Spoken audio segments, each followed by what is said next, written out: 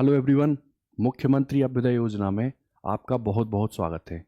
देखिए, हम लोग का फिजिक्स में जो टॉपिक चल रहा था वो टॉपिक बेसिकली एटम से डील कर रहा था, है ना। हम लोग फोटो इलेक्ट्रिक इफेक्ट और उसके साथ साथ में मैटर वेव पूरा कंप्लीट कर चुके थे। और एटम यानी कि जो परमाणु वाली चीज़ थी उसमें हमने डिफरेंट एस्पेक्ट डिस्कस कर लिए थे। और उसी में हम हाइड्रोजन या हाइड्रोजन से मिलते जुलते हुए एटम को डिस्कस कर रहे थे, जिसमें हम आगे बढ़ रहे थे। तो लास्ट क्लास में, बिल्कुल लास्ट में, हमने एक संक्रमण देखा था, ट्रांजिशन देखा था, जिस ट्रांजिशन को हम लोग बोल रहे थे अवशोषण संक्रमण। यानी कि ग्राउंड स्टेट में जो अपना क्या है, हाइड्रोजन का इलेक्ट्रॉन है, यदि उसको बाहरी सोर्स से एनर्जी मिलती है तो उस एनर्जी को वो लेकर ऊपर की कक्षाओं में वो क्या हो जाता है, ट्रांजिट हो जाता है। ठीक। और वहाँ पर वो रुकता नहीं है, वहाँ पर क्या है, वो 10⁻⁻8 सेकंड तक रुकने के बाद पुनः अपनी उसी कक्षा में आ जाता है जिस कक्षा से वो निकला था, है ना। इसके लिए एक्सपेरिमेंटल सेटअप किया गया था, पारे की वाष्प ली गई थी और उसमें से गुजारा गया था किसको, वाइट लाइट को, है ना। तो वाइट लाइट जो है वो कॉम्बिनेशन है विबग्योर का। तो कुछ जो लेंथ थी ना, वेव लेंथ, वो जो थी वो उसमें नहीं मिलती हैं, है ना। उसी स्पेक्ट्रम को हमने क्या बोला था, अवशोषण स्पेक्ट्रम। याद आ रहा? ठीक। अच्छा, उसी के बाद हमने बहुत सारी चीजें और भी डिस्कस की थी। जैसे जब हम शुरुआत कर रहे थे तो उस शुरुआत में मैंने आपसे कहा था ये यूनिवर्सल फॉर्मूला है और इसको आप कुछ ऐसे देख लो कि जो डेल्टा ई है, क्या है, डेल्टा ई। जैसे ये मान लो ये ग्राउंड स्टेट में था, है ना। मान लो ये एन बराबर कितना है, 1 एनर्जी पाया और ये कहाँ पहुंच गया, एन बराबर 3 में। तो देखो यहां से यहां तक ट्रांजिट हुआ ना, 10⁻⁻8 सेकंड तक रुका और रुकने के तुरंत बाद कहाँ आ गया, अपनी उसी कक्षा में आ गया जिससे ये गया था, है ना। तो जब ये आया यहां से यहां, तो इसने रेडिएशन के फॉर्म में, इसको हम delta E that is energy बोलते हैं, एनर्जी के फॉर्म में हमने रेडिएशन देखा था। तो वो जो डेल्टा ई है वो कितना आएगा, E3 माइनस के E1, मतलब थर्ड ऑर्बिट की एनर्जी और फर्स्ट एनर्जी ऑर्बिट की जो है उसका डिफरेंस। और यहां मैंने आपको बताया था कि जो EN है ना, वो माइनस के 13.6 जेड स्क्वायर अपॉन में क्या होता है, एन स्क्वायर, इतना होता ना। अच्छा, इसके लिए हाइड्रोजन के लिए जेड तो 1 होता है, तो यहां से मैंने आपसे कहा था EN हाइड्रोजन के लिए 13.6 अपॉन में एन स्क्वायर होता। याद आ रहा? अच्छा, अब थर्ड से गए थे और फर्स्ट में आ गए थे, तो यहां पर जब मैं फाइनल वैल्यू रख रहा था तो ई जो डेल्टा है वो कुछ ऐसे करके आ रहा था। यहां पहली वाली ऑर्बिट है और ये जो है ये बाद वाली ऑर्बिट है। आ रहा ना? अच्छा, यही तो मैं रख रहा था। यहां N1 जो है वो 1 और N3 जो है वो कितना, 3 रख रहा था ना। तो ये डेल्टा ई का फॉर्मूला आया था। डेल्टा ई के फॉर्मूले के बाद मैंने आपसे कहा था एक और फॉर्मूला है जो भी यूज होगा उस फॉर्मूले को हम बोलेंगे क्या, 1/λ बराबर, ये आ रहा था are.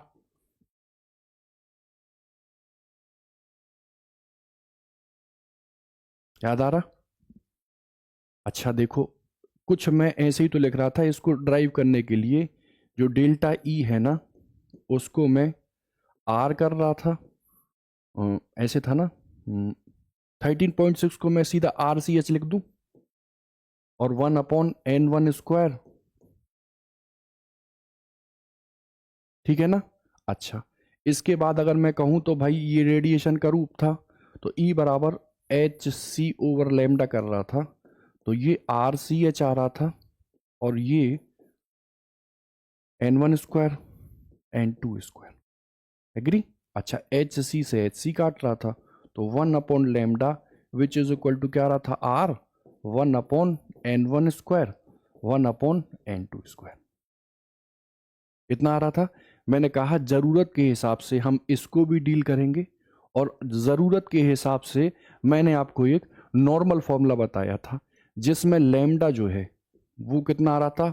1/r n2² n1² upon n2² minus n1²। याद आ रहा? और यहाँ लैम्डा जो था वो हमेशा किस में मिलेगा?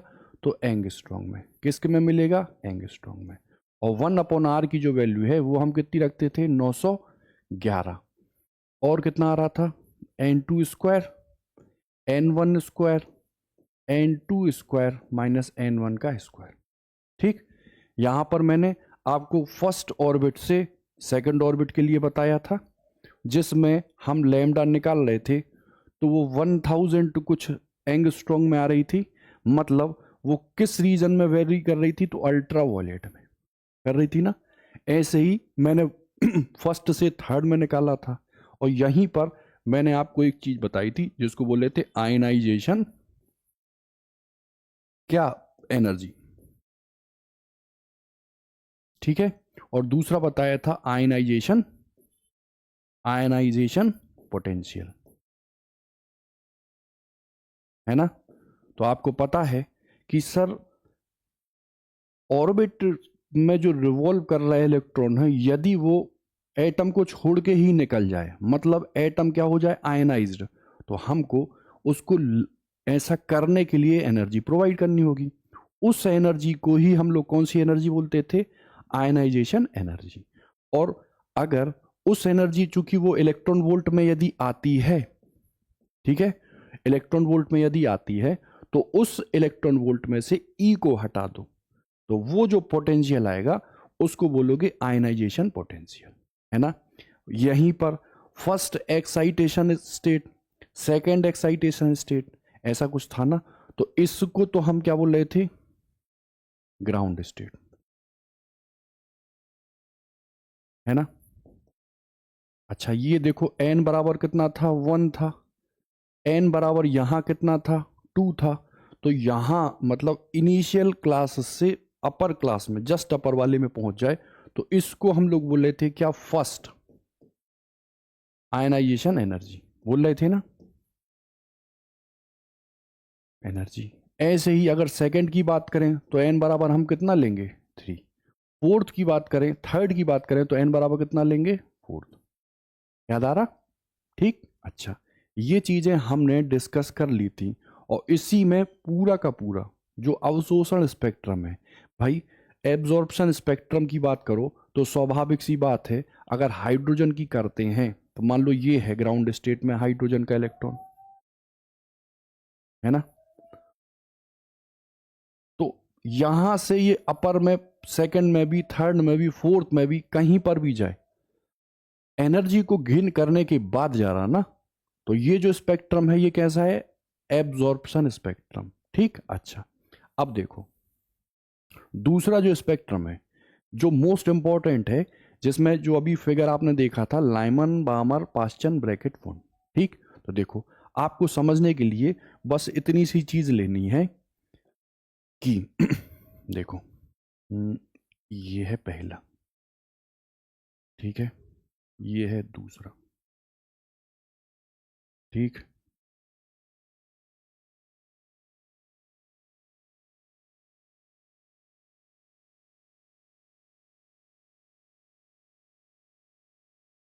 हम्म,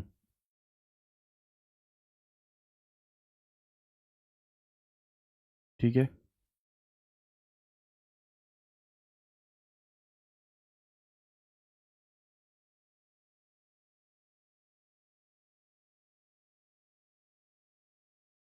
तो मान लो यहां पर ये जो है, ये n बराबर क्या है? इन्फिनिटी। देखो ये n बराबर कितना है? 1 2 3 4 5 6। आपको एनर्जी अब पता चल जानी चाहिए। ई एन जो है वो हाइड्रोजन के केस में 13.6 Z square upon N square होती ना। जेड तो हाइड्रोजन के लिए 1 होता है, यहाँ मैं कितना रख दूं, माइनस के 13.6। यहाँ कितना रख दूं, 2 का भाग 4 तिया 12, 3.4, सब ये काय में है, इलेक्ट्रॉन वोल्ट में। 9 ले लो अगर यहाँ, 1 2 3, 9 एकम 9, है ना। कितना बचा, 1.51, और आगे बढ़ो तो पॉइंट के 85। ठीक है। अब देखो अवशोषण या एनर्जी स्पेक्ट्रम में इलेक्ट्रॉन एनर्जी गेन करके ऊपर की क्लासेस में जा रहा था, ऊपर की कक्षाओं में जा रहा था। ठीक है। अब कोई ज़रूरी नहीं है कि वो जो इलेक्ट्रॉन यहाँ जा रहा था वो डायरेक्टली 6 से सीधा 1 पर ही आए, है ना। ये तो कोई ज़रूरी नहीं है, क्योंकि उसके अकॉर्डिंग या वो अपने हिसाब से 6 से सर 4 पर भी आ सकता है, 6 से मान लो 3 पर भी आ सकता है, 6th से वो सेकंड पे आने के बाद अल्टीमेटली कहाँ आएगा, n बराबर 1 पर, क्योंकि जिस ऑर्बिट से निकला है आएगा तो उसी ऑर्बिट में, है ना। तो जब भी कोई हाइड्रोजन का जो इलेक्ट्रॉन है वो एनर्जी गेन करता है, गेन करने के बाद अपने से उच्च कक्षाओं में जाता है, वहां पर 10⁻⁻8 सेकंड रुकने के बाद पुनः वो अपनी कक्षाओं में जब आता है या आता है इनिशियल कक्षा में, तो डिफरेंट डिफरेंट कक्षाओं से होके आता है। और सीधी सी बात है, जब अलग अलग कक्षाओं में वो आएगा तो जो डेल्टा ई है, आप मुझे बताओ, जैसे डेल्टा ई है, मान लो चौथे से तीसरे में आ रहा, तो मैं इसको E4 माइनस E3 लिखूंगा ना। तो मुझे बताओ यहां पर अगर मैं इसको फिर से एच न्यू लिख दूं और इसको E4 माइनस E3 लिख दूं, तो बताओ न्यू जो है वो E4 माइनस E3 अपॉन में H होगा ना। तो देखो ये एनर्जी चेंज होगी तो ये न्यू चेंज होगा, और न्यू यदि चेंज है तो लैम्डा चेंज होगा। तो इसी आधार पर, यानी कि अपर ऑर्बिट से जब इलेक्ट्रॉन नीचे आता है, अपनी ओरिजिनल अवस्थाओं में आता है, तो हो सकता है वो अपर से कहाँ आ जाए, फर्स्ट, पहली कक्षा में। तो जब भी अपर से या ऊपरी कक्षा से हमेशा कहाँ आएगा, निचली में पहली नंबर की कक्षा में।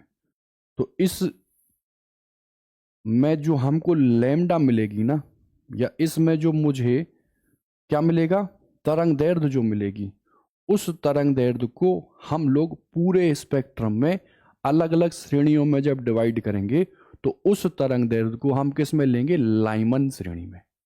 किस में लेंगे, लाइमन श्रेणी। ठीक है। मतलब हाई ऑर्बिट से अल्टीमेटली फर्स्ट ऑर्बिट में जब इलेक्ट्रॉन आता है तो जिस टाइप का जो रेडिएशन मिलता है उस रेडिएशन को हाइड्रोजन स्पेक्ट्रम में किस श्रेणी या किस सीरीज में लेते हैं, तो लाइमन सीरीज में। ठीक। अच्छा, मान लो अगर सर वो उच्च कक्षाओं से कहां आता है, n बराबर 2 पर, ये उच्च कक्षा थी, उच्च से कहां आया, n बराबर 2 पर। ठीक है। ठीक। तो बताओ यहां जो श्रेणी मिलेगी पूरे स्पेक्ट्रम में, अलग अलग जो श्रेणियां हैं, अलग अलग, जैसे हम मान लो प्रिज्म में से व्हाइट कलर गुजारते थे तो डिस्पर्जन होता था ना, मतलब अलग अलग लैम्डा है विबग्योर में, तो अलग अलग जो स्पेक्ट्रम मिल रहा था वही सेम यहां पर है।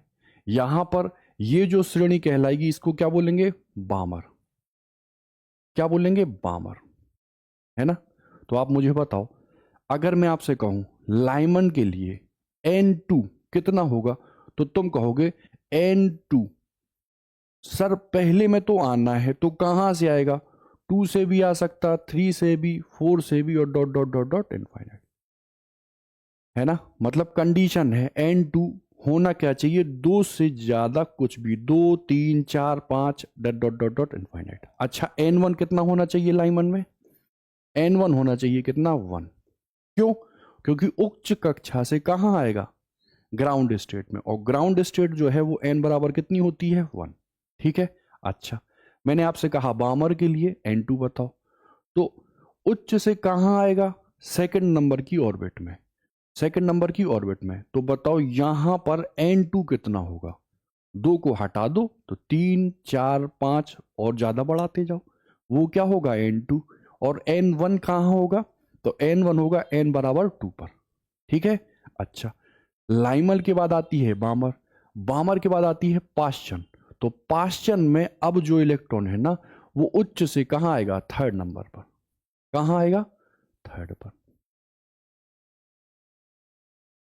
ठीक है, कोई दिक्कत। तो यहां भी आप n का पता लगा लोगे कि n1 कहाँ होगा, 3 पर, और n2 कहाँ होगा, तो 3 से बढ़ता हुआ कोई भी ऑर्बिट, 4 5 6। तो लाइमन, बामर, पाश्चन। अगला आता है ब्रैकेट। क्या आता है, लाइमन, बामर, पाश्चन, ब्रैकेट।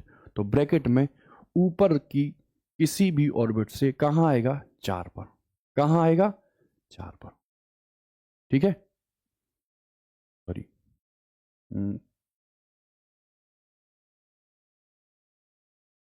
ये आया ना, ये आया लो 4 पर, ये आया 4 पर। इसको बोलोगे क्या, लाइमर, बामर, पाश्चन। ये पाश्चन है ना, ये क्या आएगा, ब्रैकेट, ब्रैकेट है ना। ठीक। और अब बात करो लास्ट वाली, तो लास्ट को बोलते हैं फुंड। क्या बोलते हैं, फुंड। तो लाइमन में अल्टीमेटली 1 पर, बामर में 2 पर, पाश्चन में 3 पर, ब्रैकेट में 4 पर, और फुंड में 5 पर। मतलब किसी भी ऊपरी कक्षा से जब जो इलेक्ट्रॉन है वो किस पर आएगा, 5वीं पर। तो इसको हम लोग क्या बोलेंगे, क्या बोलोगे, फुंड। समझे। तो देखो, लाइमन, बामर, पाश्चन, ब्रैकेट और फुंड, ये हमें कब मिलती हैं या किस संक्रमण के स्पेक्ट्रा में मिलती हैं, तो ये स्पेक्ट्रा हमेशा कौन सा स्पेक्ट्रा होता है, उत्सर्जन। और उत्सर्जन का मतलब सीधा सा है, एनर्जी है किसके पास, इलेक्ट्रॉन के पास। वो एनर्जी वो निकालेगा in the form of radiation, और उस रेडिएशन के लिए हम लोग ई निकालेंगे या डेल्टा निकालेंगे। ठीक है, इतनी चीजें हैं। अच्छा, मैं अगर आपसे कहूं जो अवशोषण स्पेक्ट्रम होता है, जो अवशोषण स्पेक्ट्रम होता है, उस अवशोषण स्पेक्ट्रम में क्या मुझे बामर, पाश्चन मिलेंगी, तो आप कहोगे यहां पर जो अवशोषण स्पेक्ट्रम था वहां तो ग्राउंड स्टेट से ग्राउंड में ही था ना, लौट के आ रहा था, या यहां से निकल के ऊपर जा रहा था ना। तो बताओ, अवशोषण स्पेक्ट्रम में मुझे केवल और केवल एक श्रेणी ही मिलेगी, उसको क्या बोलोगे हम, लाइमन। बाकी बाकी उत्सर्जन में बामर, लाइमन, पाश्चन, ब्रैकेट, फुंड, ये सारी की सारी श्रेणियां मिलेंगी। ठीक है। अच्छा, अब देखो, जब हम निकालेंगे ना, जैसे लाइमन की हम बात करेंगे, बामर की बात करेंगे, पाश्चन की बात करेंगे, ब्रैकेट की बात करेंगे, और फुंड की बात करेंगे। ठीक। तो जो लाइमल श्रेणी में हम लैम्डा निकालेंगे ना, तो वो जहां वेरी करेगा, लैम्डा जहां वेरी करेगा उसको बोलेंगे हम अल्ट्रा वायलेट। क्या बोलेंगे, अल्ट्रा वायलेट। ठीक है। अच्छा, बामर की यदि बात करो, क्या बात करो, बामर की, तो वहां पर जो हम लैम्डा देखेंगे ना, वो लैम्डा देखो ये कुछ ऐसा है ना, ऐसा है ना। तो देखो, अल्ट्रावायलेट के बाद ये लाइट रीजन में क्या आएगा, तो बामर की जब भी हम लेमडा निकालेंगे वो वेरी करेगा लाइट, है ना, मतलब 4000 से 8000 के लगभग में। अच्छा, और पाश्चन में बात करो, तो पाश्चन जिस श्रेणी में आएगा वो कैसी रहेगी, इंफ्रा रेड। कैसी रहेगी, इंफ्रा रेड। इसको बोलते हैं हम अवरक्त। ठीक है, कोई दिक्कत नहीं। अच्छा, अब इतनी चीजें आपने देख ली उत्सर्जन स्पेक्ट्रम में अलग अलग श्रेणियों में। तो देखो, उन्हीं के वो सारे फॉर्मूले बनते हैं जो हम पहले डिस्कस कर चुके हैं। ठीक है, जैसे ध्यान से देखो, मैंने आपको कहा इनिशियल स्टेट जहां पर इलेक्ट्रॉन है ना। अब देखो समझ लो पहले ये चीज, सर आप कह रहे हो कि हम हाइड्रोजन की बात करते हैं, और हाइड्रोजन में अगर देखें तो नॉर्मली वो ग्राउंड स्टेट जो है वो पहली ही कक्षा है।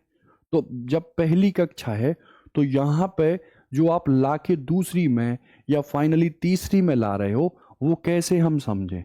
तो सन की बात कर लो, सन। तो मुझे आप बताओ, आपने नाभिकीय संलयन तो सुना होगा ना, सुना होगा। जब हल्के हल्के नाभिक मिलकर एक भारी नाभिक बनाते हैं तो वो जो अभिक्रिया है उसको नाभिकीय संलयन बोलते हैं।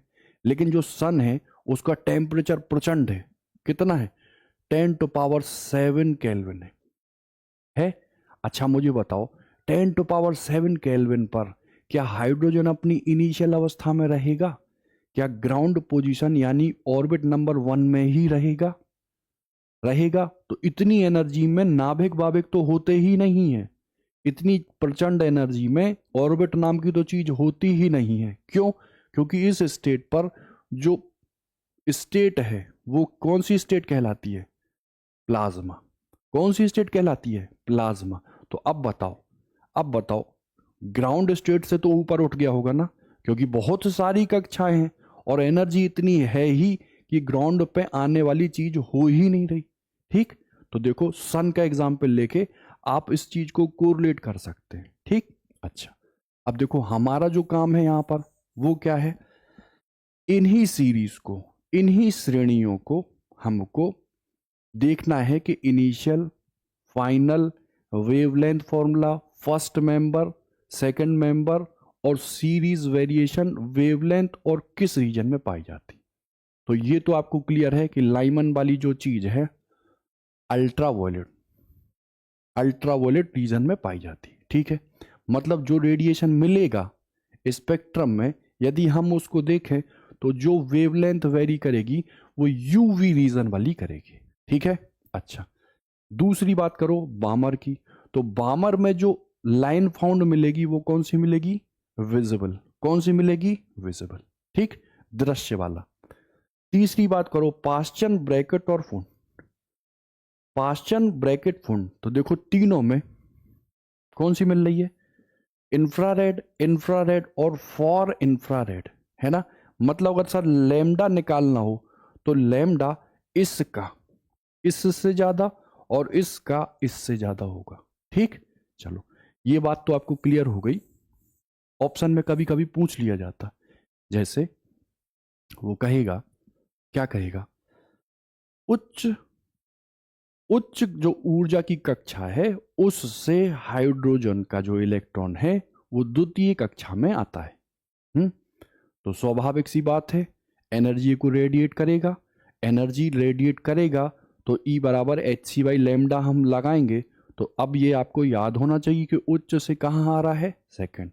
और उच्च से यदि सेकंड में आ रहा है तो लाइमन के बाद कौन सी आती है? बामर। कौन सी आती है? बामर। मान लो उसने कहा फिफ्थ ऑर्बिट से फर्स्ट ऑर्बिट में आ रहा है तो किस रीजन में आएगा? Ultraviolet. ठीक है, मान लो उसने कह दिया कि फोर्थ से कहाँ आ रहा है? थर्ड पर। तो फोर्थ से थर्ड में आने का मतलब ही क्या है कि लाइमन, बामर, पाश्चन, है ना। तो किस पे आएगा? पाश्चन पर। एग्री? ठीक, तो वो आप डिसाइड कर लेना, देख लेना। ठीक है, अब ये बताओ इनिशियल स्टेट अगर हम लाइमन की बात करें, है ना, तो वो आ कहाँ रहा है? फाइनली ऑर्बिट नंबर 1 में। और कहां पर हो सकता है? 2, 3, 4, 5 डॉट डॉट डॉट डॉट किसी भी कक्षा में। लैम्डा का फॉर्मूला मैंने आपको बताया, 1/λ विच इज इक्वल टू क्या होता है? R। 1/n1² माइनस 1/n2² होगा। तो बताओ n1 तो देखो मैं यहां लिख दूं ये, है ना, और ये देखो इसको मैं कितना लिख दूं? फाइनल, जहां से आ रहा। तो 2, 3, 4, 5 है, जहां से आ रहा होगा वहां लिख देंगे। अब वो कह रहा है फर्स्ट मेंबर, सेकंड मेंबर। तो फर्स्ट मेंबर कब मिलेगा? मतलब पहले मेंबर की बात, तो नॉर्मल ऑर्बिट से जस्ट ऊपर उठ जाए सेकंड ऑर्बिट में तो क्या मिलेगा? First member. Sir second member कब मिलेगा? तो आप कहोगे सेकंड से फर्स्ट पे ना आए, थर्ड से कहां आ जाए? फर्स्ट पे। जैसे सेकंड से फर्स्ट पर आएगा तब तो पहला मेंबर, और थर्ड से फर्स्ट पे आ जाए दूसरा मेंबर, फोर्थ से फर्स्ट पर आ जाए तीसरा मेंबर, नॉर्मल है। ठीक, अच्छा, सीरीज लिमिट n1 बराबर इन्फिनिटी से n फाइनल, है ना। जब हम ये यहां कैलकुलेट करेंगे, मैंने बताया था ना, 1/r की जो वैल्यू है वो कितनी रखेंगे, लेमडा। जैसे देख लो, मैंने आपसे कहा E बराबर 13.6 n1 स्क्वायर n2 स्क्वायर, इतना कहा। तो यही मैंने बढ़ाया था ना आगे, RHC और HC काटा था, तो लेमडा R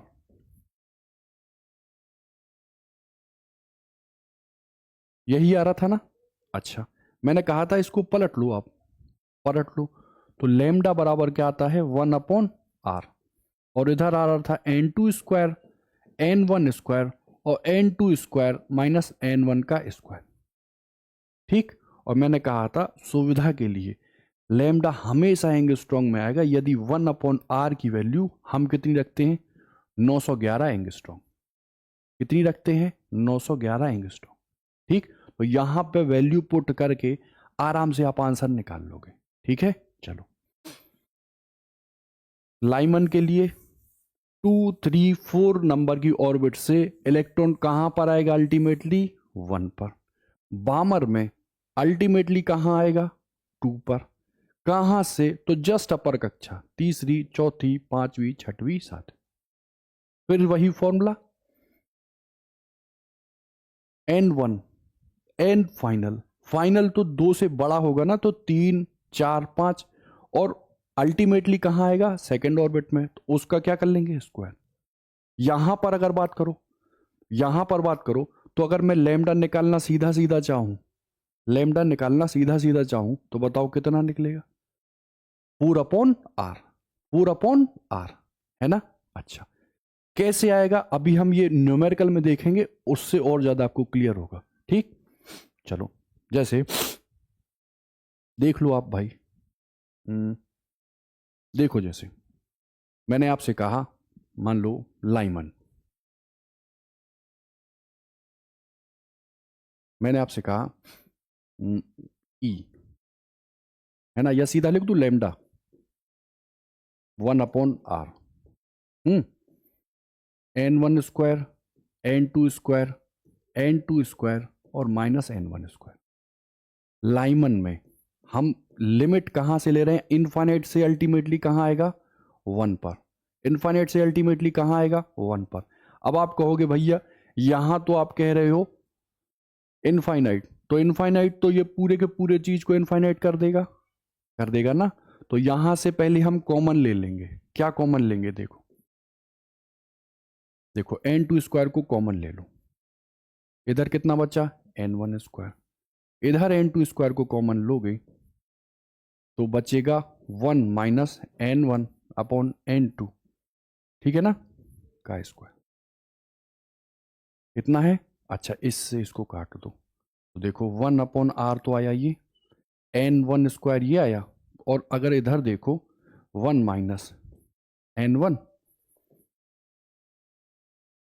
अब मुझे बताओ n1, n1 मतलब अल्टीमेटली कहां आएगा, 1 नंबर की कक्षा में। कहां से, आपने कहा लिमिट फाइनली वेरी, मैंने कहां कर दी, इनफाइनाइट पे है, वो कहां है, इनफाइनाइट। तो समथिंग अपॉन इनफाइनाइट जीरो होगा ना। तो मुझे देख के बताओ, यहां जो है n की वैल्यू 1 और यहां कितना था, r। तो देख के बताओ जो लेमडा है वो कितना आएगा, 1/r। याद आ रहा, ठीक है, लो, लेमडा कितना आ रहा था, 1/r आ रहा था ना।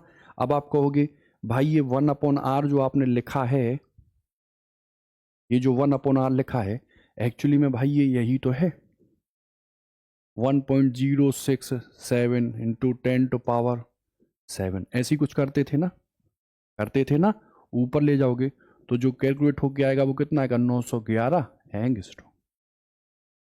ठीक, यही सेम चीज हम किस में डील कर लें, बामर में।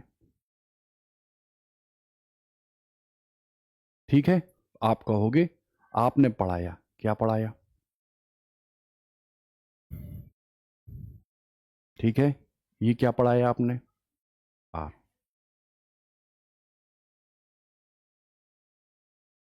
n2 का स्क्वायर। ठीक, अब बताओ, सीधी मैं लिमिट ले रहा हूं, हाई मतलब अपर मतलब इनफाइनाइट से, बामर मतलब कहां पर आएगा, इलेक्ट्रॉन कहां पर आएगा अल्टीमेटली, सेकंड नंबर पे। ठीक है, हमने यहां पर वैल्यू रख दी, तो वही लैम्डा, देखो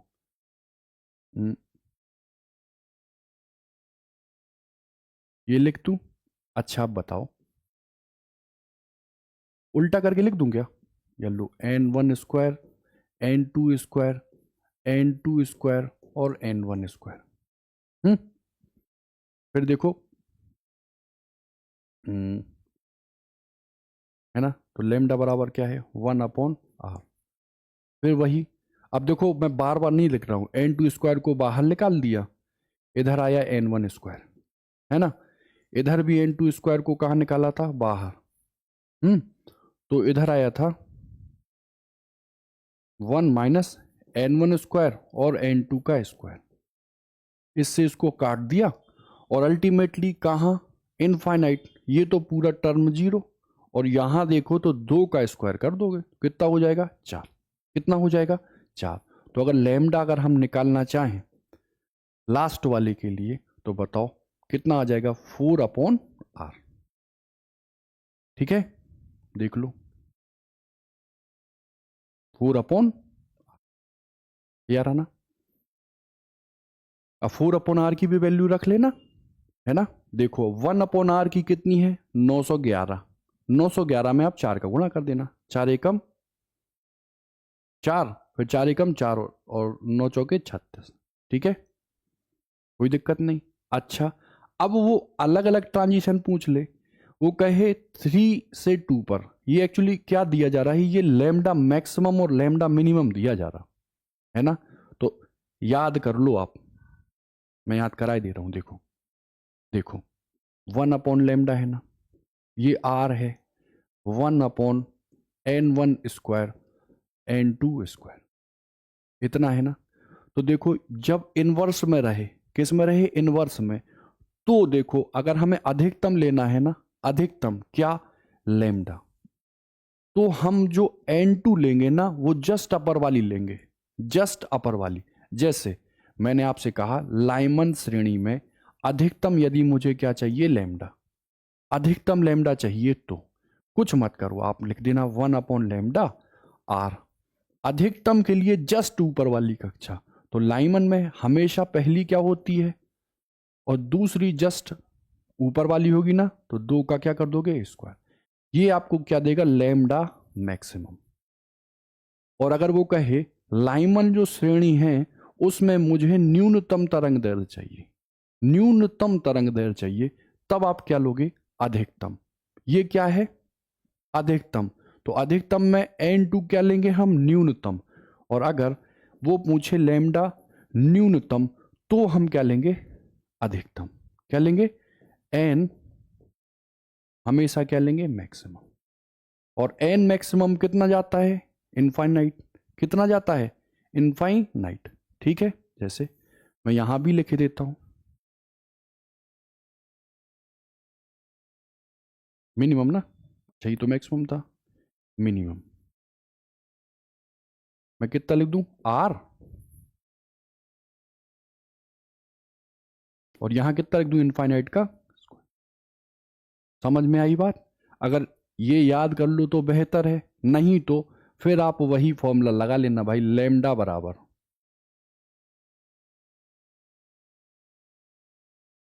n1 square, n2 square, n2 square minus n1 का स्क्वायर।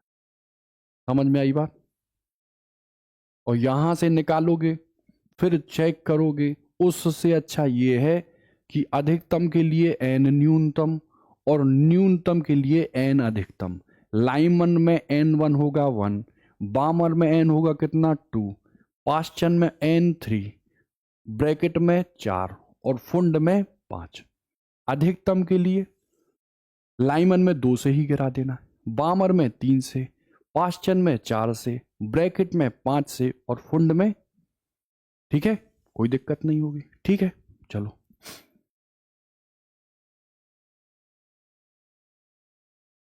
देखो ये तो आया बामर। अच्छा पास्चन के लिए देखो, अब पास्चन के लिए मैं शॉर्ट में ही लिख रहा हूं। लैम्डा निकाला था कितना, आया था ना, आया था। और देखो ऊपर क्या आया था, n1 स्क्वायर, और नीचे 1 minus n1 square upon n2 का स्क्वायर। लाइमन बामर पास्चन, तो पास्चन में n1 कितना होता है 3, और 3 का स्क्वायर करो तो कितना होता है 9, और इधर 1 था, और इधर तो ये क्या है इनफाइनाइट वाली चीज। समथिंग अपॉन इनफाइनाइट का स्क्वायर भी कितना है 0। तो बताओ ये 9/r आएगी ना, आएगी ना। अच्छा अब बताओ ये अधिकतम है कि न्यूनतम है। यहां मैं n2 कितना ले रहा हूं इनफाइनाइट, तो ये जो आएगा वो क्या आएगा अधिकतम, ये क्या आएगा लैम्डा मैक्सिमम। ठीक। अच्छा वो कहे आप लैम्डा न्यूनतम निकाल दो, किसके लिए, पास्चन के लिए, तो लैम्डा मिनिमम कितना आएगा, कहोगे 1/r ले लो ये। और देखो n2 square n1 square upon n2 square minus n1 square होगा ना।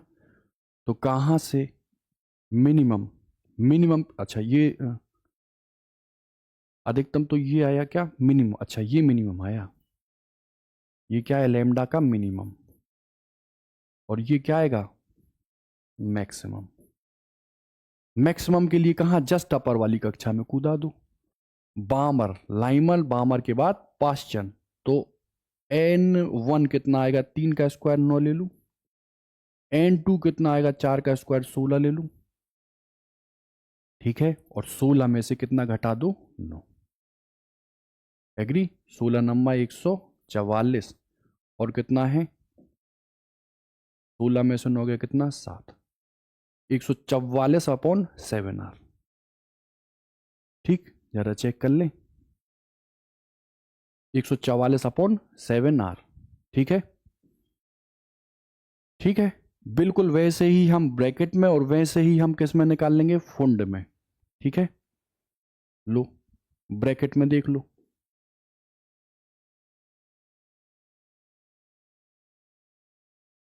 ब्रैकेट में लैम्डा मिनिमम पहले कितना आएगा 1/r, फिर से यहां पे क्या वैल्यू रखोगे 1/r, और कितना आ रहा था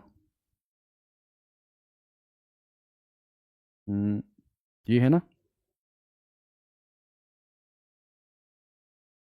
ऐसे देख लो,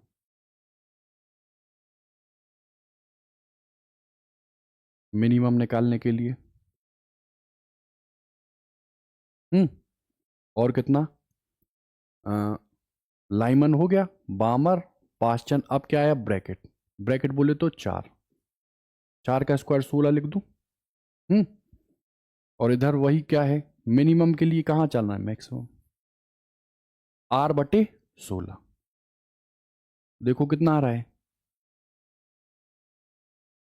r/, 1/लैम्डा क्या आ रहा है r/16, तो लैम्डा बराबर क्या होगा 16/r। बिल्कुल डिट्टो वही सेम चीज हम कहां रख लेंगे 5 से 4 में।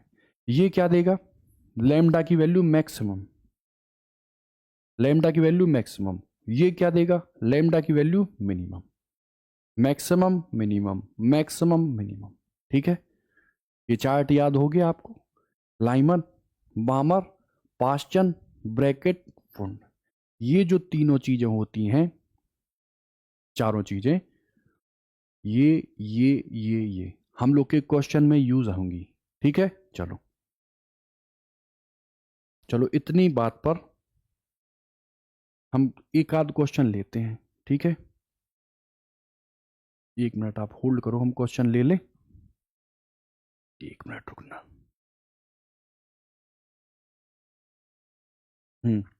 ये है आपके पास एक क्वेश्चन, ध्यान से पहले इसको आप पढ़ लो। उत्सर्जन है कि अवशोषण है, कहाँ से कहाँ पे ट्रांजिशन हो रहा है, किस टाइप का वेवलेंथ हमको मिलेगा, है ना। उन सब चीज़ों को पहले कंसीडर करो, क्योंकि यहाँ तक सुनने के बाद कॉपी में आपने नोट कर लिया होगा। इस क्वेश्चन को ध्यान से पढ़ने के बाद आंसर निकालो, है ना। पॉज करके सॉल्व करना, नहीं तो देखो हम बताते हैं। देखो देखो क्या कह रहे हैं, द्विआयनीकृत लिथियम परमाणु। ध्यान से समझना, अभी जो मैंने अवशोषण या उत्सर्जन स्पेक्ट्रम पढ़े हैं वो हाइड्रोजन परमाणु के लिए पढ़े। और ध्यान से अगर देखो तो ये जस्ट क्या ऐसे नहीं है, बस जेड चेंज हो रहा है। यहां क्रमांक 1 है और हीलियम का क्रमांक 2 है, लेकिन हीलियम में 2 इलेक्ट्रॉन होते हैं, एक निकाल दो तो जो इलेक्ट्रॉन इसमें है वही इलेक्ट्रॉन इसमें है। तो क्या ये हाइड्रोजन सदृश नहीं है? सेम ऐसे ही अगर हम लिथियम की बात करें तो एक ये और 2 ये, तो जेड तो देखो यहां पर 3 आएगा, लेकिन यहां पर 2 आएगा और यहां पर 1 आएगा, लेकिन इलेक्ट्रॉन एक एक और यहां पर भी कितना है? 1। ठीक, तो हमसे वो पूछ रहा है द्विआयनित, मतलब 2 इलेक्ट्रॉनों को निकालने के बाद जो हीलियम लिथियम परमाणु मिला Li2+, 3 परमाणु संख्या वाली हाइड्रोजन की तरह है ना।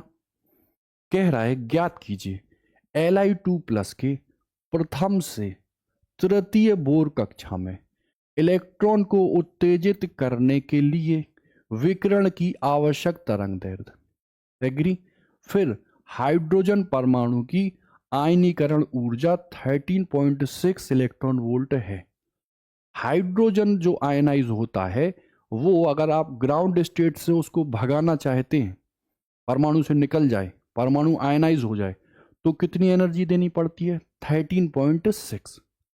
और बाद में वो पूछ रहा है उत्तेजित अवस्था से कितनी स्पेक्ट्रमी रेखाएं उत्सर्जित स्पेक्ट्रम में दिखाई देंगी। इतनी बात है।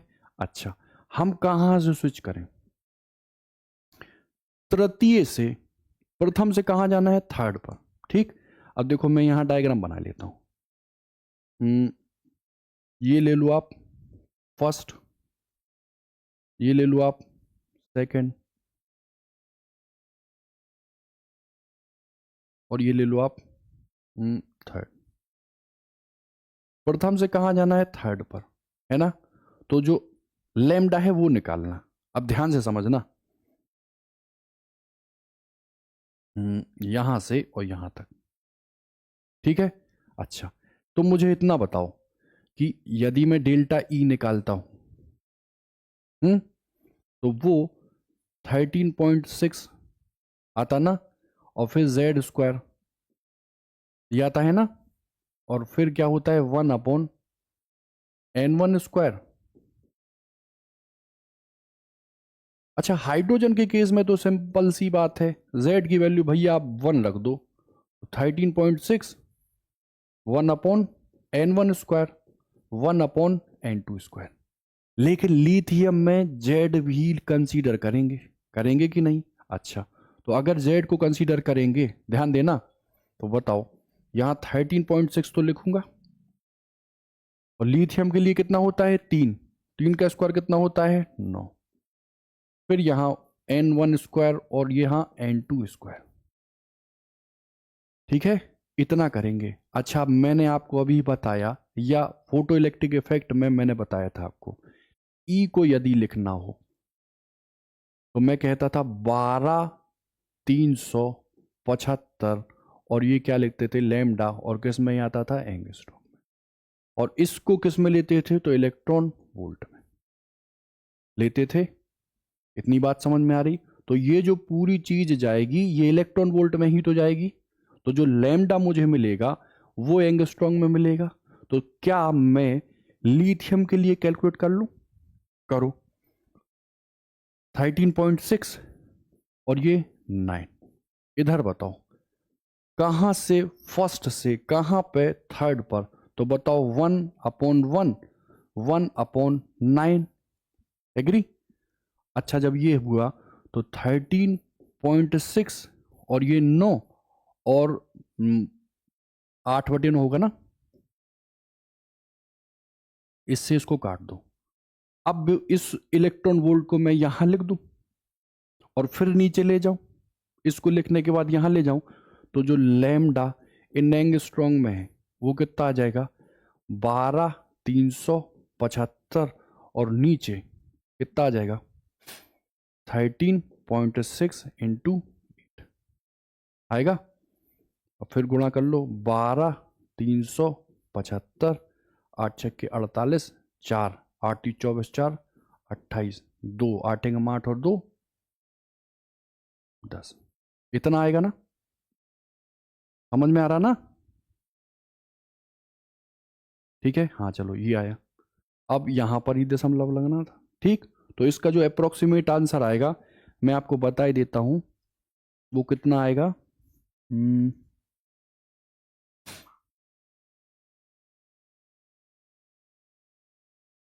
इसका आंसर आएगा 113.74।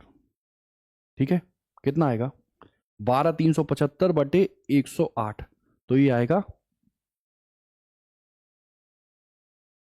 113.74 एंगस्ट्रॉम। ठीक है, तो ये आया क्या लैम्डा, ये आया क्या लैम्डा आया ना, आवश्यक तरंगदैर्घ्य। चलो अब वो कह रहा है उत्तेजित अवस्था से कितनी स्पेक्ट्रमी रेखाएं उत्सर्जित स्पेक्ट्रम में दिखाई पड़ेंगी। ठीक, तो देखो चीज आप समझ लो, देखो मेडिकल के पर्सपेक्टिव से देखें या नीट के पर्सपेक्टिव से देखें तो हम हमेशा N1 को कहां लेंगे 1 और N2 को 2 3 4 डॉट डॉट डॉट डॉट कहीं भी ले ले।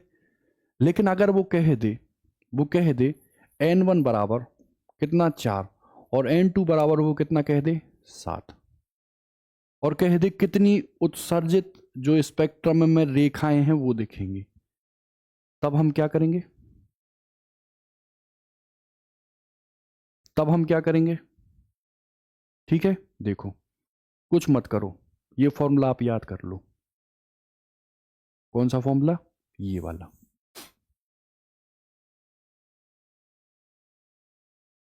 ये देखो जो नंबर ऑफ लाइन मिलती है ना वो कुछ N2 माइनस N1 प्लस 1 और N2 माइनस N1 अपॉन में कितना होता है 2।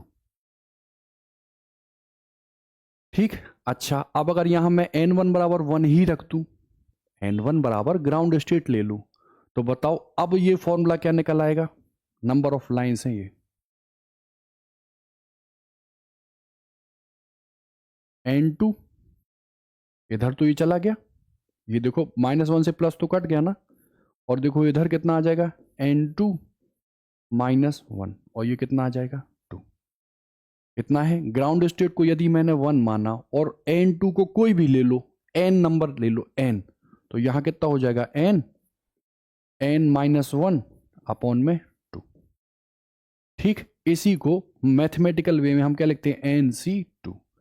यहां पे ये फैक्टोरियल n, ये फैक्टोरियल 2 और ये n-2, n-1 और फैक्टोरियल में n-2 और इधर 2 और ये फैक्टोरियल n-2, इससे इसको काट दो तो वही आ गया n-1 2।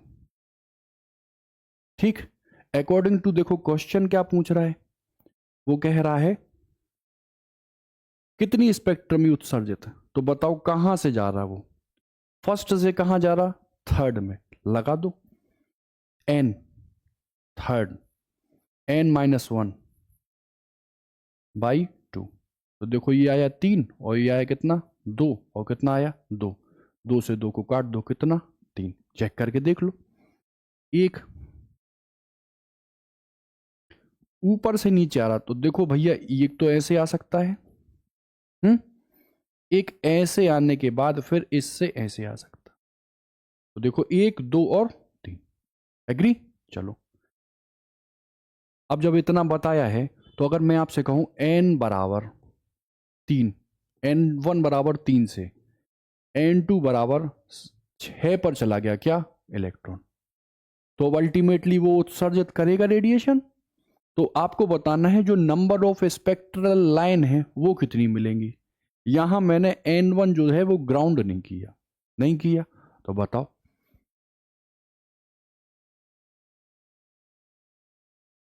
क्या समझाया मैंने आपको? N2 minus N1 plus K1, N2 minus N1, और नीचे कितना ले लेंगे? 2।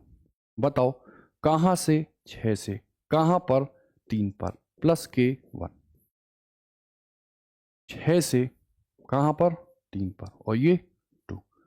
ये तो गया तो कितना? 3 और 1, ये कितना? 4। ये कितना? 3। ये कितना? 2। 2 दूनी 4, 3 दूनी 6। मतलब जो स्पेक्ट्रल लाइन होंगी वो कितनी मिलेंगी? 6। अभी आप बना के खुद से और चेक कर लेना। देखो, मान लो 3 है, 4 है, 5 है, और ये कितना है? 6। ठीक है, अब चेक करते रहना ऐसे, है ना? सारी बनाना और चेक करना। अब इतना टाइम तो होता नहीं है, तो वही सीधा फॉर्मूला पुट कर लेना और आंसर निकाल लेना। ठीक है, चलो। उसी क्वेश्चन में एक दूसरा क्वेश्चन भी था। हो गया ना? कितनी स्पेक्ट्रमी रेखाएं मिलेंगी? ठीक है, ये तो हो गया।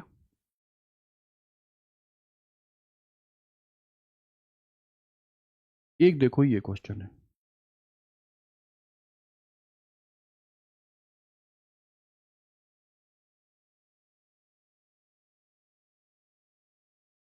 हम्म आराम से पढ़ो और आराम से करो। ठीक है, बस गलत नहीं होना चाहिए। आंसर मैं लिख ही देता हूं कि क्या आ रहा, जिससे आप टैली कर लो आंसर को। ठीक, आंसर आ रहा है आपका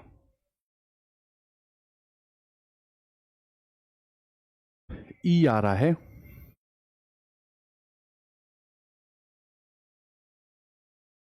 और लेमडा की बात करो तो लेमडा आ रहा है अपना 974।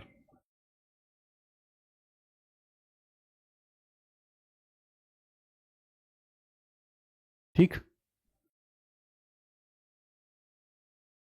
पढ़ो पहले ध्यान से। हाइड्रोजन परमाणु की आयनन ऊर्जा कितनी है? 13.6 इलेक्ट्रॉन वोल्ट। अब कह रहा है एक फोटोन किसी हाइड्रोजन परमाणु पर जो प्रारंभ में निम्नतम अवस्था में है गिरता है। फोटोन ने एनर्जी दे दी इलेक्ट्रॉन को और एक्साइट कर दिया। किस स्टेट पर? तो वो कह रहा है जो प्रारंभ में न्यूनतम ऊर्जावस्था में है गिरता है और उसे n बराबर 4 अवस्था तक उत्तेजित करता है। मतलब n बराबर 1 से 2, 3 और फाइनली कहां पहुंच गया? 4 पर। वो कह रहा है इस ट्रांजिशन को ऊर्जा स्तर आरेख में दर्शाइए। वो तो आप दर्शा लोगे। ऊर्जा स्तर आरेख का मतलब क्या है? यहां पे आपको ऊर्जाएं लिखनी पड़ेंगी।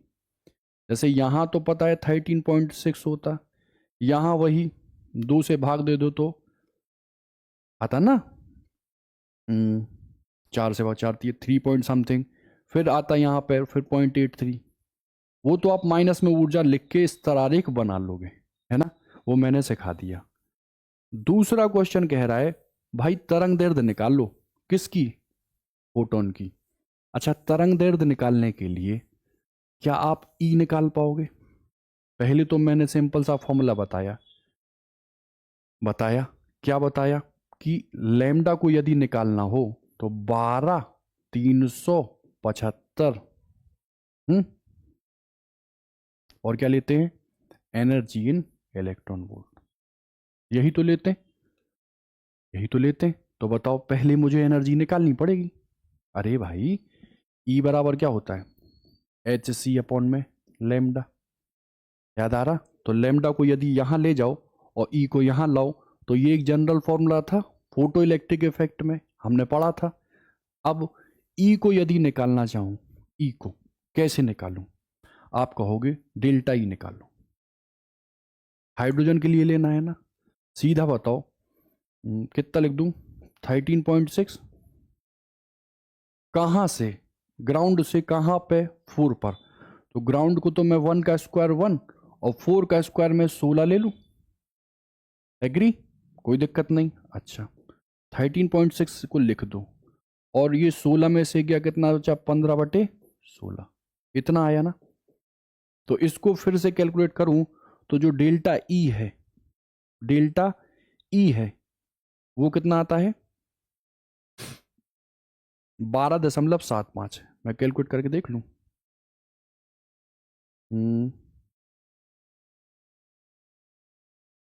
देखो 13 × 15 कर लूं, भागे में कितना कर दूं, 16। ठीक है, तो कितना आ गया, 12.75 के लगभग। ठीक है, चलो ये अब मुझे लैम्डा चाहिए, तो 375 में किसका भाग दे दो आप, 12.75 का भाग दे दो, है ना। अरे 12 ले लो यार, लगभग लगभग। तो जब दोगे भाग, या इसको एक बार शिफ्ट कर दो यहाँ, तो 127 और ऊपर 123, तो देखो 9 के लगभग में कटेगा ना, 974। ठीक है, कर लेना इसको, गणित को है ना, ये तो गुणा भाग है, कर लोगे। ठीक, चलो तो ये तो अपने हो गए क्या, उत्सर्जन स्पेक्ट्रम से रिलेटेड चीजें, है ना। अब देखो हम आपके PYQ ले लेते हैं, है ना, उससे ज़्यादा और आप क्लियरिटी होगी आपको। रुकना, हाँ तो इस टाइप का आप डायग्राम बना लेना कॉपी पर।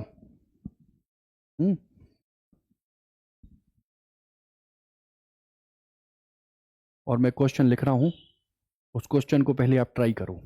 हम्म हम्म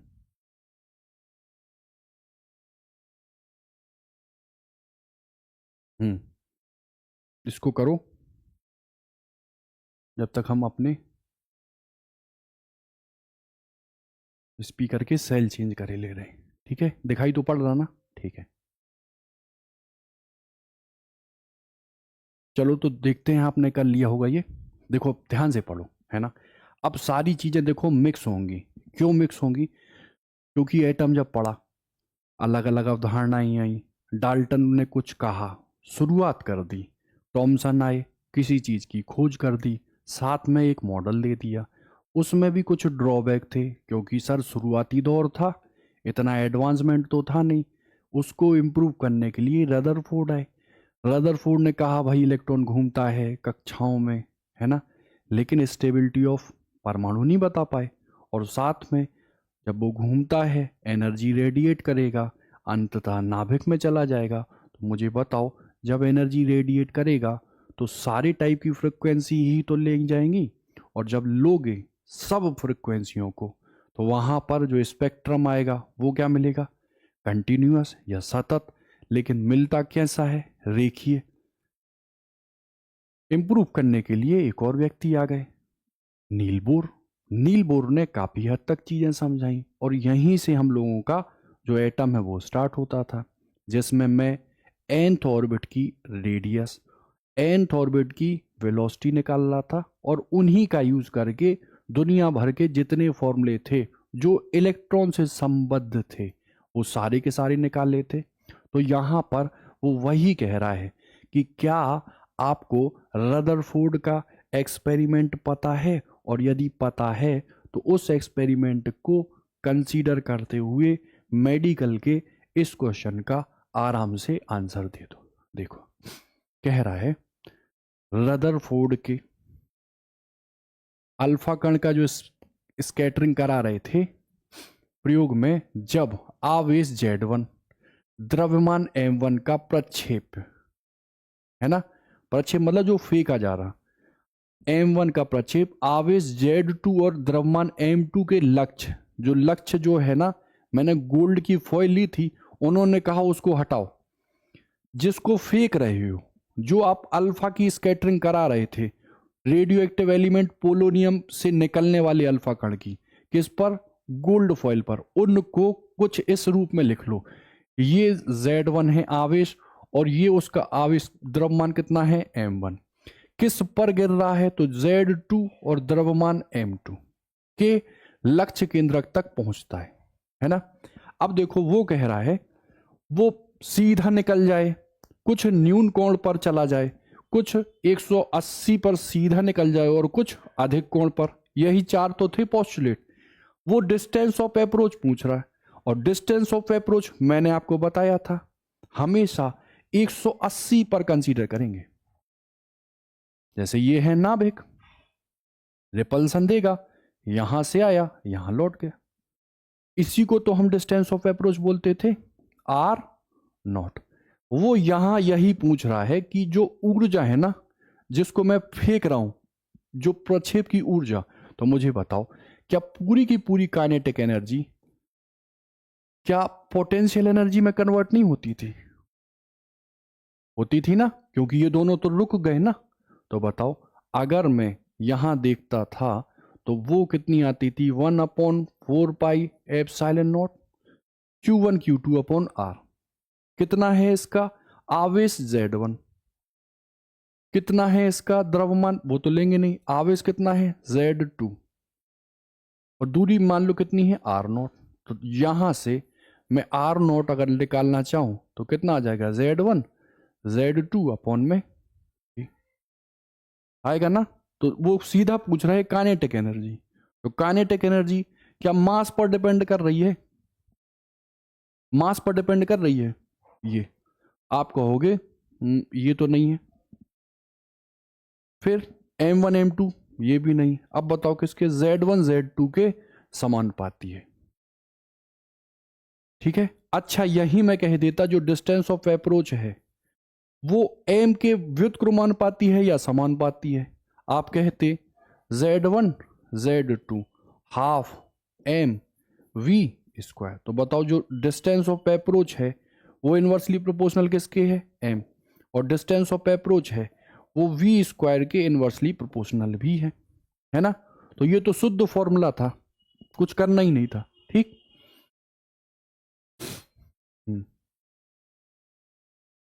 ये आपके मेडिकल में 2023 में आया।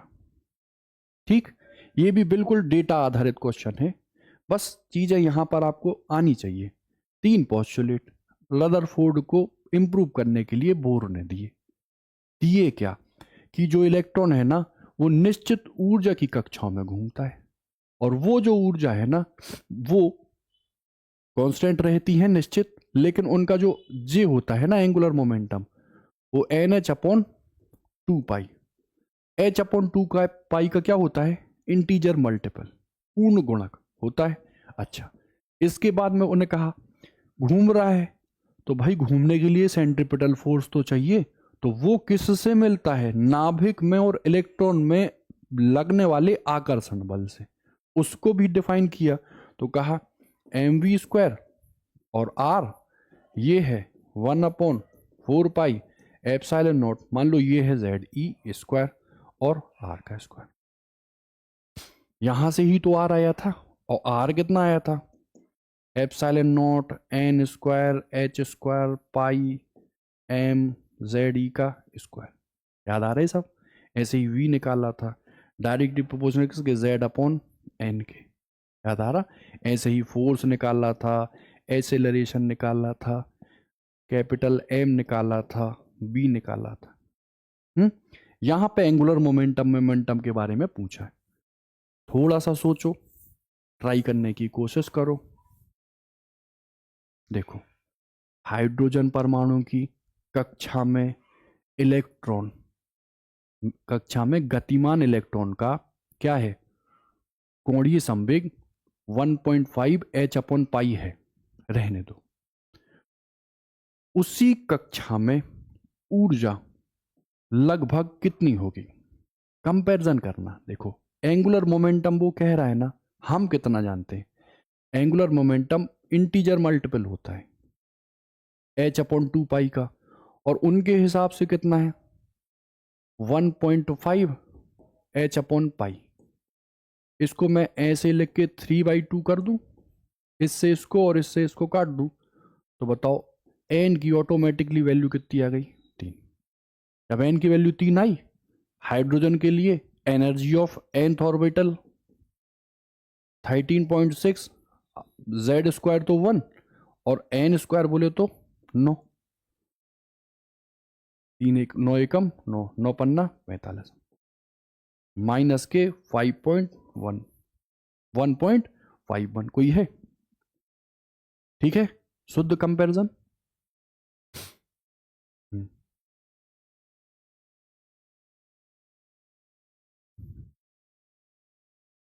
ये भी आपके मेडिकल में आया,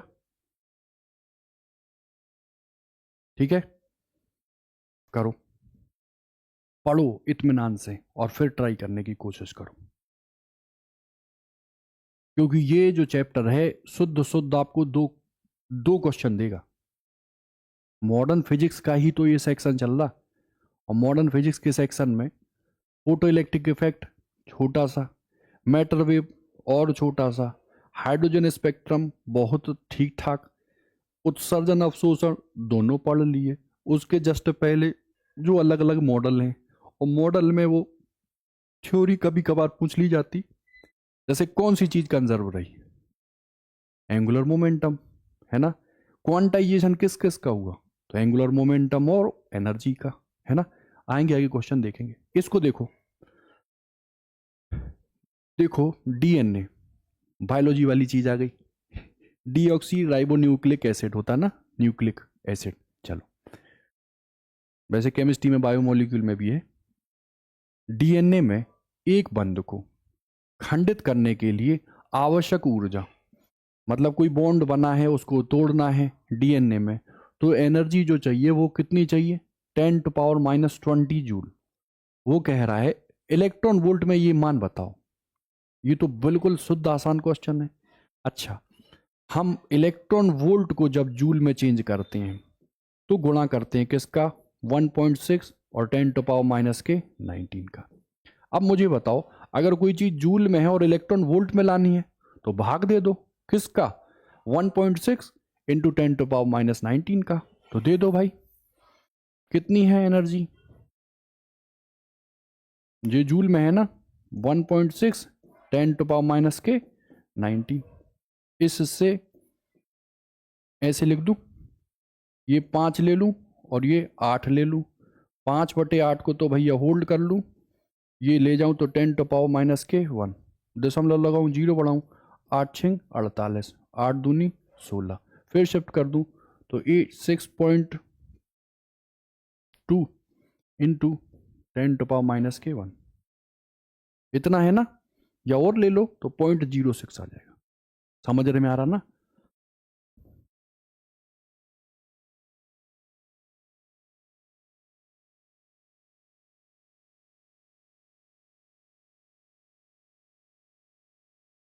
ठीक है, करिए try.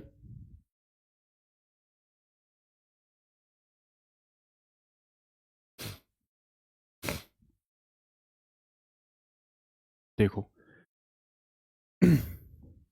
Ground state energy of hydrogen atom is 13.6 electron volt. The energy needed to ionize hydrogen atom from its second excited state will be। ध्यान से समझना, उसने क्वेश्चन चेंज कर दिया। उसने कहा हाइड्रोजन की जो ग्राउंड स्टेट है उसमें एनर्जी 13.6 होती है। अब वो कह रहा है हाइड्रोजन परमाणु को आप उसकी दूसरी उत्तेजित अवस्था से सेकंड एक्साइटेड स्टेट से आयनित करने, मतलब इलेक्ट्रॉन को भगा दो, कहां से, हाइड्रोजन से। अच्छा मुझे बताओ, ये अगर ग्राउंड स्टेट है तो इधर n बराबर कितना लेता हूं मैं, 1।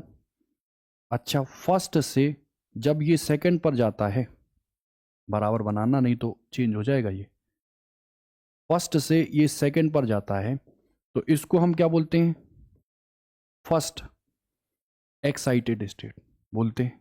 अच्छा, मान लो ये कहां चला जाए, n बराबर 3 पर, तो इसको क्या बोलते हैं हम, सेकंड एक्साइटेड स्टेट बोलते हैं ना। अच्छा, पहले तो इसको यहां तक लाओ, मतलब सेकंड एक्साइटेड स्टेट में लाओ, और वहां पर रखने के बाद फिर उसको एनर्जी दे दो जिससे वो परमाणु को छोड़ के भाग जाए। मतलब किसी भी कक्षा में प्रतिस्थापित ना रहे, चक्कर वक्कर वाली चीज खत्म।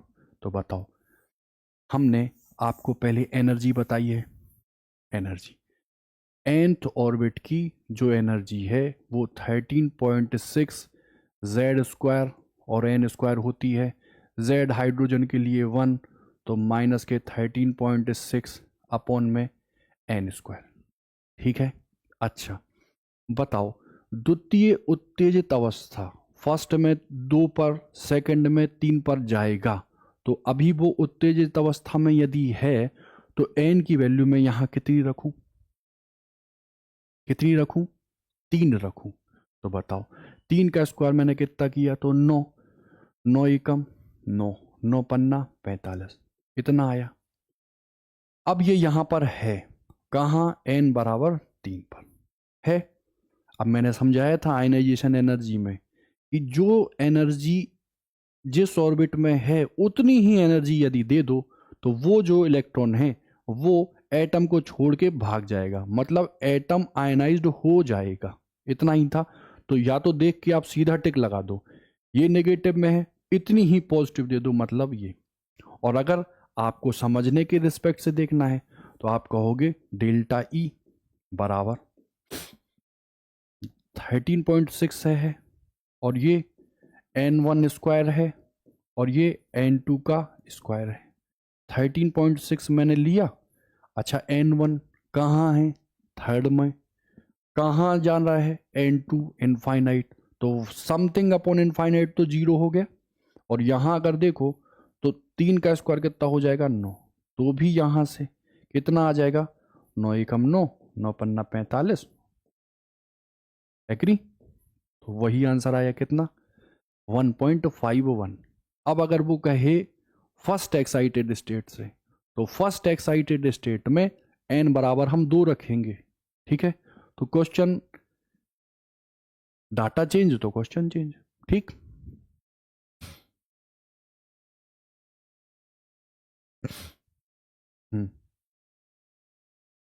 ये रेडियस वाला आ गया। अब यही क्वेश्चन आएंगे लगातार, और यकीन मानो लेक्चर को सुन के 40-50 क्वेश्चन आप कर लो, या जो ग्रुप पे मैं भेजता हूं उतने ही कर लो, तो मॉडर्न फिजिक्स में आपकी बल्ले बल्ले हो जाएगी, एक क्वेश्चन नहीं फंसेगा आपका। लेकिन यह है कि कैसे किया जाए, थ्रस्ट नहीं बनता ना, बन जाएगा धीमे धीमे।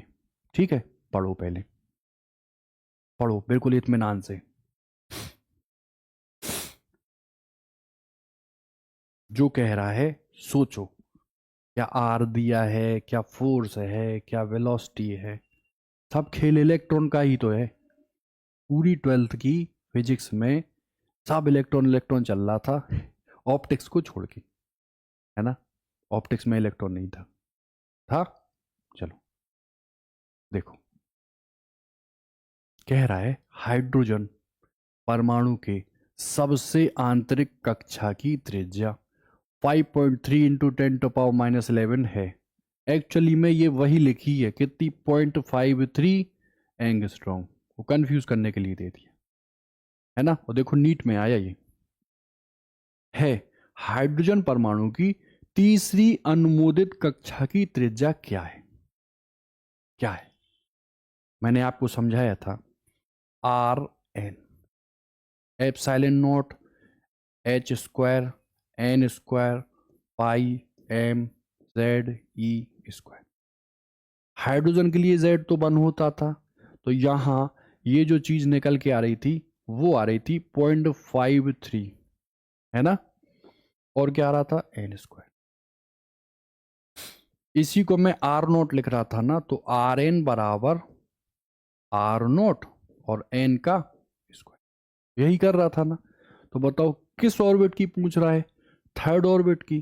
थर्ड बोले तो एन बराबर 3 यहां रख दो, तो 3 का स्क्वायर 9, और 9 का गुणा किस में, 0.53 में कर लो। 0.53 इसमें 9, 9 3 जा 27, 2 9 पन्ना 45 46 47, 4.77। ठीक है, कोई दिक्कत नहीं होगी। हम्म,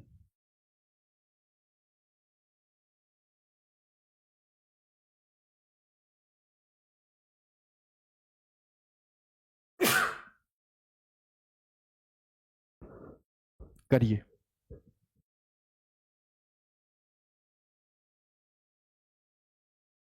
ये सारे क्वेश्चन देखो रेडियस से ही पूछे जा रहे हैं, है ना।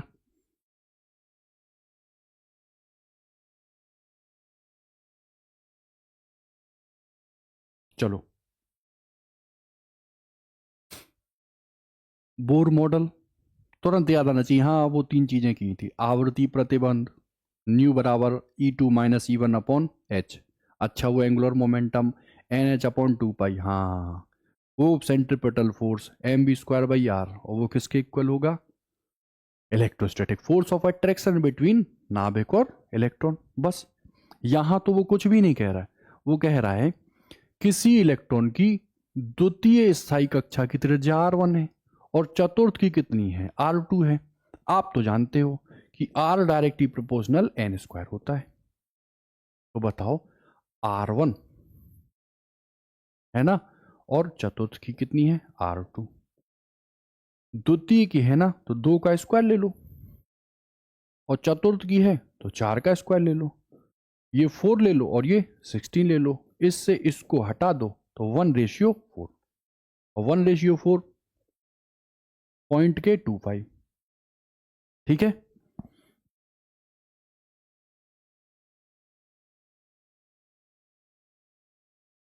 ठीक, अब देखो, अभी एनर्जी पर आ गया।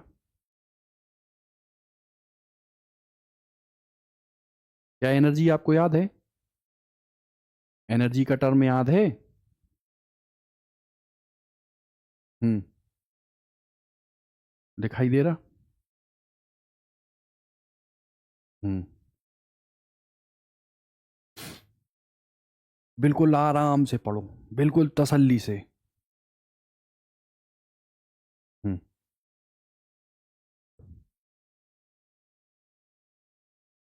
देखो, माना, मान लो हाइड्रोजन परमाणु के प्रथम एवं द्वितीय उत्तेजित अवस्था में इलेक्ट्रॉन की ऊर्जा T1 और T2 है।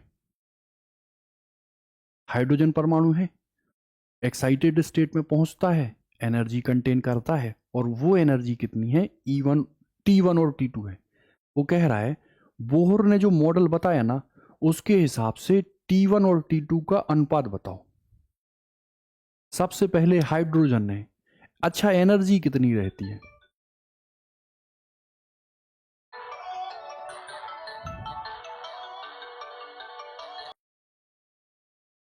हाँ, वो कह रहा है, देखो एनर्जी डिफरेंस पूछ रहा है क्या? वो नहीं पूछ रहा है। एक्साइटेड स्टेट में जिस ऑर्बिट में वो पहुंच गया है वहां पर एनर्जी का रेशियो पूछ रहा है। तो मैं एनर्जी का रेशियो पता होना चाहिए। सर, ई nth ऑर्बिट में 13.6 Z² अपॉन n² होता है। Z की वैल्यू हाइड्रोजन के लिए हम सुविधा के लिए लो भैया 1 लिख देते हैं, 13.6। और n देखो किस कक्षा में, पहले किस में है? तो देखना प्रथम उत्तेजित अवस्था पूछ रहा है ना। अच्छा, एक बात बताओ, प्रथम उत्तेजित अवस्था में n से कहां चला जाएगा? 2 पर, ध्यान देना। और द्वितीय उत्तेजित अवस्था में कहां चला जाएगा? n बराबर 1 से 2 पर गया पहला, और 3 पर गया तो दूसरा। हुआ कि नहीं? तो बताओ, यहां पर जो n है वो e के इनवर्सली प्रोपोर्शनल है ना। e इनवर्सली प्रोपोर्शनल किसके है? n के स्क्वायर के। तो मुझे बताओ, अगर वो कहे पहले है एनर्जी T1, पहले एनर्जी T1 बाद में एनर्जी T2, तो क्या मैं इसको n² और क्या मैं इसको n1² कर दूं? है ना। अब द्वितीय उत्तेजित मतलब n कितना रख दूं? 3, और प्रथम में n कितना रख दूं? 2। तो बताओ, रख दो। तो ये 3 रखोगे तो 9, और 2 रखोगे तो 4। तो रेशियो कितना आ जाएगा? 9:4। गलती वाली जो संभावना यहां होती है वो एक्चुअली में यहां n और यहां n, वही डाटा ना भर के एक ज़्यादा भरते हैं, क्योंकि ग्राउंड स्टेट को तो हम n=1 लेते हैं ना, ठीक है। हम्म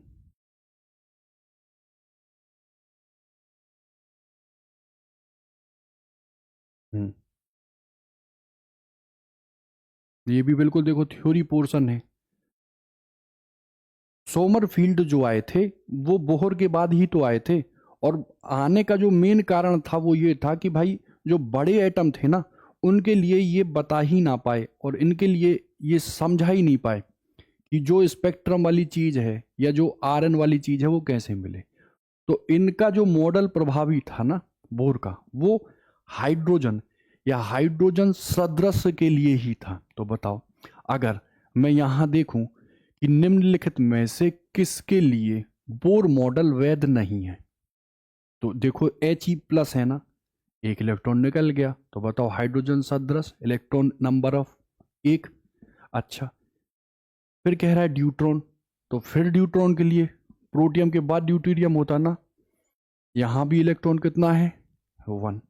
अच्छा, singly ionised neon atom, neon तो अक्रिय गैस है ना, तो नियोन जब अक्रिय गैस है 10 लेता है, एक हटाओ, तो क्या ये हाइड्रोजन के सदृश है? अगला देखो, हाइड्रोजन परमाणु तो है ही, तो बताओ अलग कौन सा है, नियोन। बाकी सब बिल्कुल सिमिलर टू हाइड्रोजन है ना, किसके रिस्पेक्ट में, इलेक्ट्रॉन के रिस्पेक्ट में, भले जेड चेंज कर रहा हो। तो बोहर का जो मॉडल था वो हाइड्रोजन सदृश के लिए ही तो सफल था। इस वजह से इसकी व्याख्या या इसका जो मॉडल नियोन प्लस का, वो असमर्थ थे देने में, ठीक है। हम्म, ये क्वेश्चन है आपके लिए, बिल्कुल डाटाबेस क्वेश्चन। दिमाग वही है अपने लेक्चर का लगना। कैसा लेक्चर का, कि भाई जो हम लोगों ने डिस्कस किया है पिछली 2 क्लासों में भर भर के, खूब सारे फॉर्मूला और डेरिवेशन, उन्हीं का यहाँ पर बस ये यूज़ है कि आप उसको कंसोलिडेटेड किए हैं कि नहीं किए हैं, क्योंकि इतना टाइम वहाँ नहीं मिलता कि हम फिर से फॉर्मूलों को ड्राइव करें। तो यहाँ पर आर त्रिज्या, वी वेलोसिटी, इनको कंसीडर करते ही हमने आपको सबसे पहले काइनेटिक एनर्जी निकलवाई थी, उसके बाद पोटेंशियल एनर्जी निकलवाई थी, और फिर टोटल एनर्जी निकलवाई थी। तो हमने आपको बताया था कि पोटेंशियल एनर्जी जो कि निगेटिव होती है, वो 2 टाइम्स किसकी होती है, काइनेटिक एनर्जी के। याद आ रहा? और जो टोटल एनर्जी है वो माइनस लगा दो, और टोटल एनर्जी जो है वो माइनस के काइनेटिक एनर्जी के इक्वल होती। तो इसमें वो कह रहा है किसी ऑर्बिट में किसी परमाणु के इलेक्ट्रॉन की कुल ऊर्जा, टोटल ऊर्जा कितनी है, माइनस के 3.4 इलेक्ट्रॉन वोल्ट। चलो, वो कह रहा है गतिज और स्थितिज ऊर्जा का योग बताओ, विद साइन रखना। कुल ऊर्जा तो चलो ये जितनी ऊर्जा होती है कुल, वो माइनस को हटाने के बाद कितनी रह जाती है, काइनेटिक एनर्जी। तो बताओ काइनेटिक एनर्जी कितनी हो जाएगी, 3.4, इधर भी 3.4। अब बताओ जो पोटेंशियल एनर्जी है ना, वो माइनस में होती है, और काइनेटिक एनर्जी की कितनी होती है, दुगनी। तो 3.4 का पहले दुगना कर लो, कितना आ जाएगा, 6.8, और उसमें माइनस का साइन भर दो, है ना। तो देखो वहां थ्योरी थ्योरी में पूरा का पूरा धड़धड़ाते हुए डिस्कस, और यहां पर देखते ही आंसर, ठीक। हम्म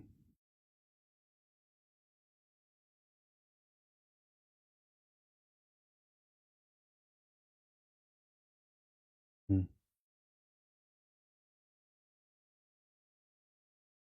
बिल्कुल पढ़ो आराम से। हम्म और करो ट्राई, गड़बड़ ना हो, आंसर आपका मैच आना चाहिए बस, ठीक है। देखो, हमने आयनीकृत हाइड्रोजन परमाणु, मतलब बेचारा जो इलेक्ट्रॉन था उसको भी निकाल भगा दिया, 13.6 इलेक्ट्रॉन वोल्ट की एनर्जी देकर। ठीक है। आयनीकृत हाइड्रोजन परमाणु तथा अल्फा कण समान संवेग से किसी नियत चुंबकीय क्षेत्र बी के लंबवत प्रवेश करते हैं।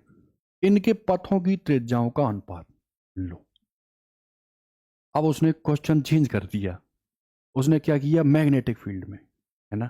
अच्छा, कोई चार्ज है, यदि वो किसी वेलोसिटी से किसी मैग्नेटिक फील्ड में एंटर करता था तो मैंने एक फॉर्मूला पढ़ाया था Q dot V cross B। वो डायरेक्शन पढ़ाई थी। अच्छा, तो मुझे ये बताओ, अगर मैं उसकी बात करूं तो वो जो फोर्स है Q dot V cross B करेगा ना। और मैंने कहा था B, और जो है ना समान संवेग किसी नियत चुंबकीय क्षेत्र B के लंबवत यदि प्रवेश करते हैं तो ये जो है वो कितना आता था, EVB और sine 90 which is equal to EVB होगा कि नहीं। अच्छा, यही फोर्स जो है सेंट्रीपिटल का काम करेगा कि नहीं। तो बताओ, अगर ऐसा कुछ होता है तो मैंने आपको समझाया था mv² अपॉन r आप ले लो। इस v से अगर v को काट दो, है ना, तो r बराबर क्या रहा था, mb अपॉन के लो q भी ले लूं। अच्छा, अब मुझे बताओ, ये पूरा क्या है, मोमेंटम। यहां पर हम हाइड्रोजन ले रहे हैं और अल्फा ले रहे हैं, दोनों का मोमेंटम क्या ले रहे हैं, समान। मतलब इसको तो आप मत छेड़ो। तो R जो है वो इनवर्सली प्रोपोर्शनल Q के है ना, और R इनवर्सली प्रोपोर्शनल B के है। सेम मैग्नेटिक फील्ड में जा रहा है, कांस्टेंट, तो B तो चेंज नहीं हो रहा। तो बताओ R इनवर्सली प्रोपोर्शनल किसके है, Q के। तो मैं अगर तुमसे कहूं R किसके लिए, पहले हाइड्रोजन के लिए, और R किसके लिए, अल्फा के लिए, तो क्या मैं इसको Q अल्फा लिख के और Q हाइड्रोजन लिख दूं। अब पता है आपको 1H1 इधर 2He4। ठीक, कितना है यहाँ पे 1, यहाँ कितना है 2, तो यहाँ कितना लिख दो 2, यहाँ कितना लिख दो 1, 2:1। क्या आ जाएगा आंसर, एग्री। मतलब कोरिलेट करा दिया, दूसरी चीज को किसी दूसरी में पूछ लिया। ठीक, एक आध और अच्छा क्वेश्चन देखते हैं।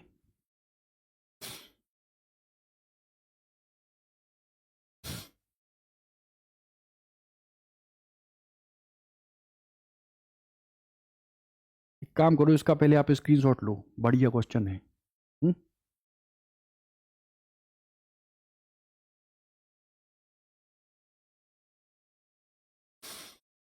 मतलब अप्रोक्सीमेशन से वो आंसर निकलवाने की कोशिश आपसे कर रहा है। देखो, कह रहा है हाइड्रोजन परमाणु